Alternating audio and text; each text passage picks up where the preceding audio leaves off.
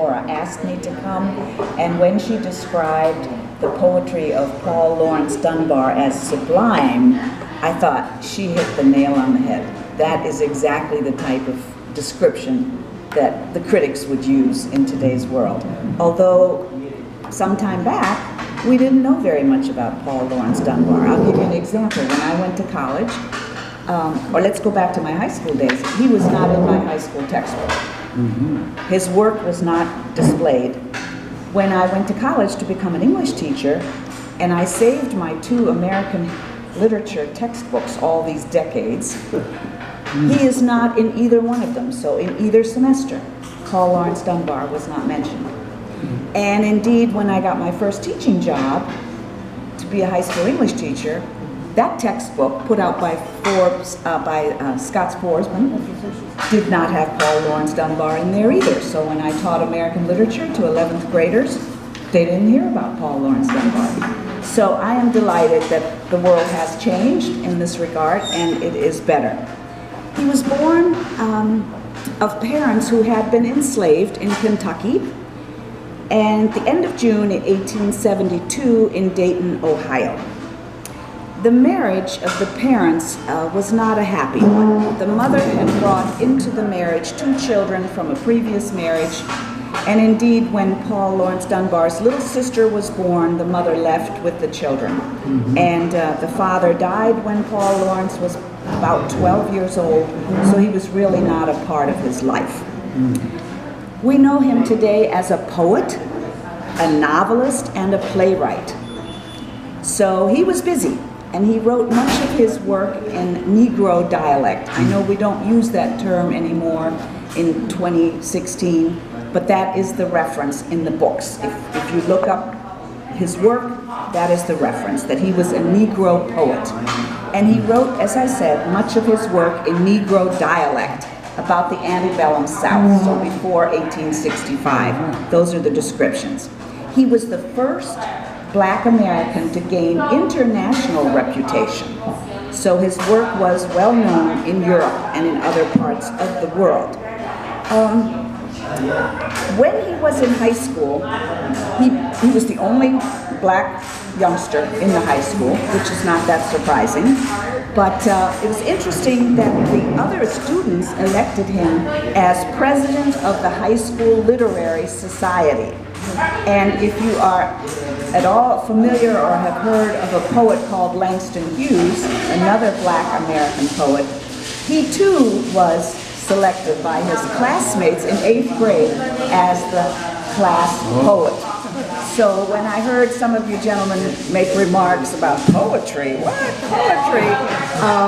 Here were men who were selected as their classmate to be the class poet, as in the case of Langston Hughes, or as in the case of Paul Laurance Dunbar, of the whole high school.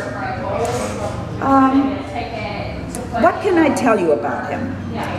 Obviously, it was difficult for him to get a job because of the racial circumstances in our country at the time, but he had 2 high school classmates, Orville and Wilbur Wright, and the 2 of them financed his first attempts to write for a newspaper.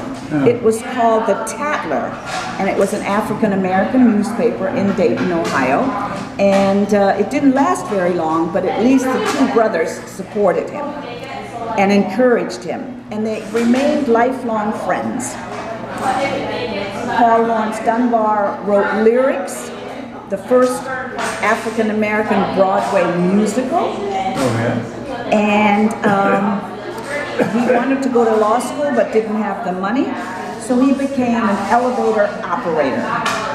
And if you think back to the early 60s, I remember the elevator operator at Woody's in Lothrop. They had nice white gloves and they polished the brass and gave people rides up and down the elevator. So when Paul Laurance Dunbar wrote his first book of poems, it was entitled Oak and Ivy, he decided the best way to sell his books was to have a stack available in the elevator, and he would sell them to different people riding the elevator. And he made quite a bit of profit. So that was clever on his part. but he wasn't very good at saving money, unfortunately. He did write a short story collection called Folks from Dixie, because he liked that southern draw, even though he was born in Ohio. His first novel was called The Uncalled. It was not a success. The characters in the story were all white people, and he drew a lot of criticism. How do you know, as a black person, about white people? And of course that works in reverse too.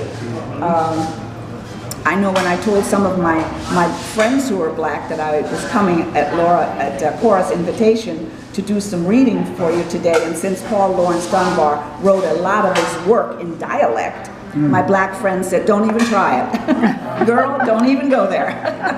So it works both ways. Anyway, at a time when so many African Americans were getting lighter and lighter through successive generations, you can see from the picture that Paul Laurance Dunbar was very dark, very much like his African roots. And that became somewhat of a problem for him when he fell in love with a lovely woman who could pass for white. And her picture is on this book. I'll pass it around. The book is called Lyrics of Sunshine and Shadow, and it talks about the marriage of Paul Laurance Dunbar and Ruth Moore. As I said, she could pass for white, and she occasionally did just that when she had to go to the theater, for example, and it was for whites only, and she wanted a ticket.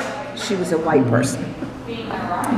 That marriage, unfortunately, was also not a very happy union. Now remember, I had shared with you that Paul Laurance Dunbar's parents were not happy, and the marriage split. She also came from a family without a male image, a strong father image, so the two of them really had nothing to fall back on, if you will. They didn't have role models of what it means to be a happily married couple. And he was quite abusive to her. I don't want to sugarcoat that. He beat her up one time almost to the point where she died. He raped her before they were married, and he bragged about it. So much as we love Paul Laurance Dunbar, we also have to take that into consideration, because some of his poetry is going to reflect that anguish that he felt after doing what he did. He was truly a tortured soul, and if we think about that, small wonder. She was a poet in her own right, and she had published, and he loved her a lot. I'm not so sure she loved him as much as he loved her, especially if you read the book. You can get it on Amazon as a used copy for just a few dollars. The marriage was rocky, and she did leave him. He developed tuberculosis at the turn of the century, I believe in 1900. And believe it or not, we know already that there was no medication for TB in those days. And the doctors suggested that the best way to control the disease was alcohol. So if you drank a lot, you stood a better chance of survival, because it would help you control your TB, which, you know, to us is mind-boggling when we hear that. But I like to think that some of the rage he felt towards her and being so mean to her was probably alcohol, as opposed to a rational mind and a loving mind. At any rate, he didn't live to be very old, and it was not until about 1930 or so. Well, there were things published about his work, but it wasn't until about 1930, after the Harlem Renaissance, that his work took off, and people recognized he really did have quite an outstanding talent. So I want to read you the first poem. This is the longest one, so bear with me. The others are shorter, but this is a sweet poem. It's called The Old Apple Tree. There's a memory keeps a-running through my weary head tonight, and I see a picture dancing in the fire flame's ruddy light. 'Tis the picture of an orchard wrapped in autumn's purple haze, with a tender light about it that I loved in other days. And a-standing in a corner, once again I seem to see the verdant leaves and branches of an old apple tree. You perhaps would call it ugly, and I don't know, but it's so, when you look the tree all over unadorned by memory's glow, for its boughs are gnarled and crooked, and its leaves are getting thin, and the apples of its barren wouldn't fill so large a bin as it used to. But I tell you, when it comes to pleasing me, it's the dearest in the orchard, that old apple tree. I would hide within its shelter, settling in some cozy nook, where no calls nor threats could stir me from the pages of my book. Oh, that quiet, sweet seclusion, in its fullness pathos words, it was deeper than the deepest that my sanctum now affords.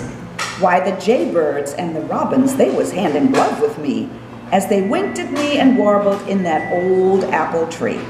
It was on its sturdy branches that in summers long ago I would tie my swing and dangle in contentment to and fro, idly dreaming childish fancies, building castles in the air, making of myself a hero of romances rich and rare.